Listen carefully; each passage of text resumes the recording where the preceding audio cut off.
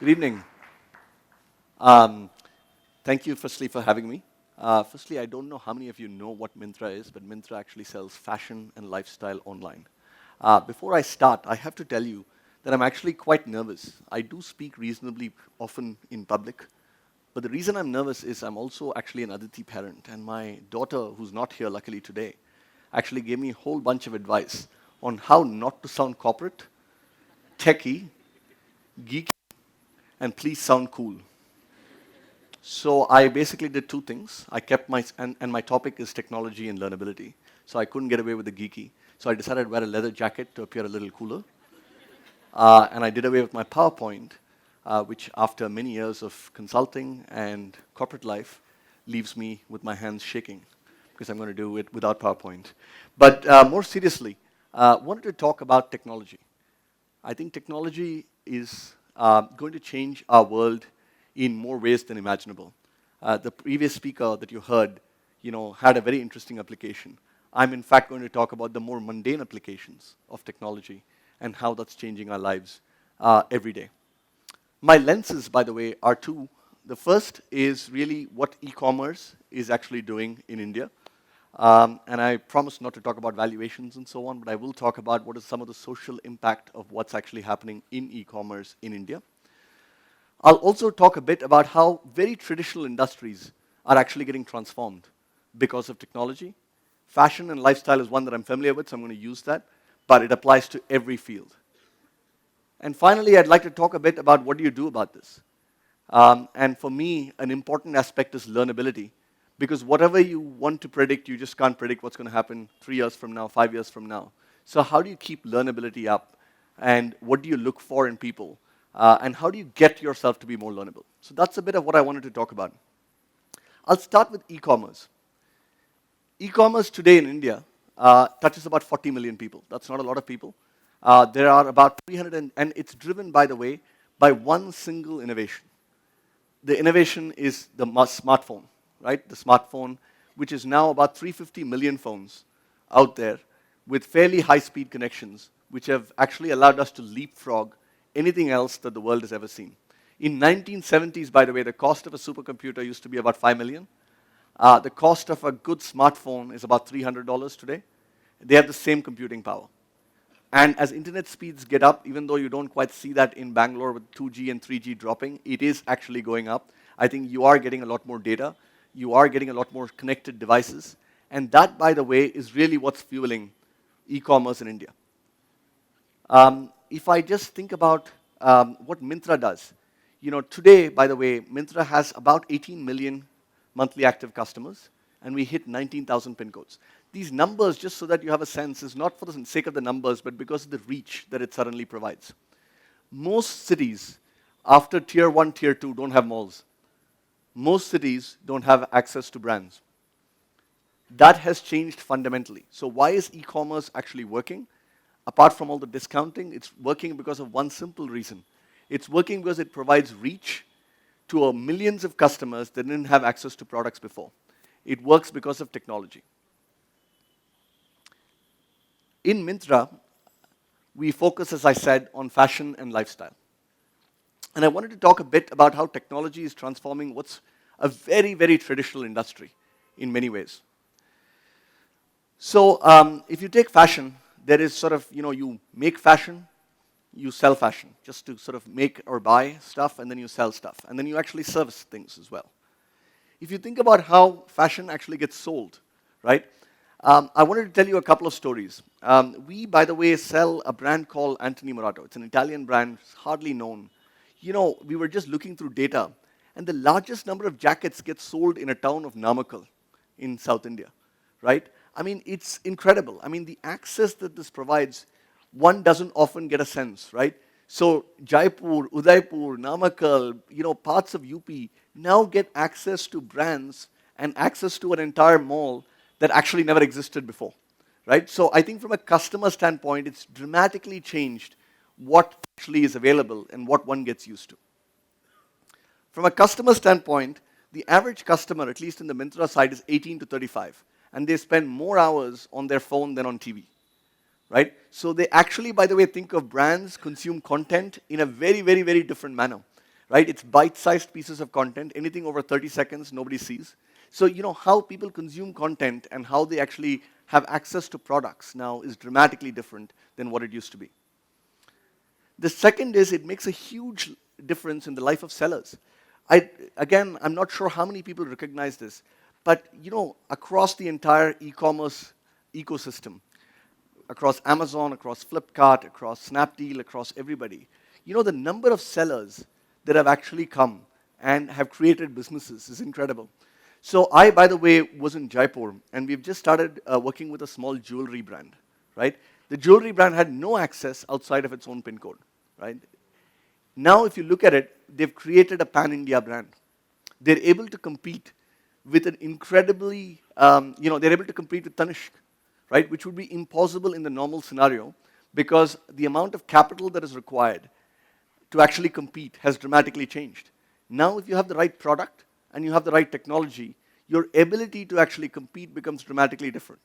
So if you just think about what we do in terms of selling, there's a dramatic difference to the customer, and there's a dramatic difference to the people who sell the products because they're able to now create national businesses because of the distribution reach that they actually have. If you think about make, of how products get made, now there's a transformation that's happening that is incredible. So I, by the way, am not from the fashion business. So I actually used to do lots of operations work before. And so when I first came in, I never understood why you have two seasons. In a country like India, you have spring, summer, and autumn, winter. Actually, most of that is not applicable at all, right? But yet, fashion follows the same norm. And the reason is very simple. Fashion is actually driven by by asymmetry of information. One is, by the way, the people who actually design have no access to consumer and consumer data. And it's very hard to get product out there because it's a very, very long supply chain, right? So it takes a long time. People book garments, fabric 2 years in advance, right? Then you see it on a runway. Then it actually gets made into a department store, and then it eventually reaches a customer, right? So it's a very long chain. So one of the interesting experiments we did was, why do you need seasons? Why can't you actually have 12 seasons? Why can't you actually create product that's actually just in time? Because we have 18 million customers. We know exactly what they do. We know what they do. We know what they consume. We, in fact, know what they do on social media, right? So you actually have a sense of their taste.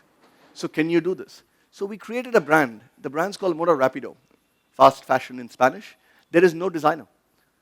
There's a product manager, right? There is an algorithm, which we call RT, who actually makes the product. This is actually not science fiction. It's happening now. So RT, by the way, for jeans, T-shirts, and kurtas, goes through all actually selling brands online.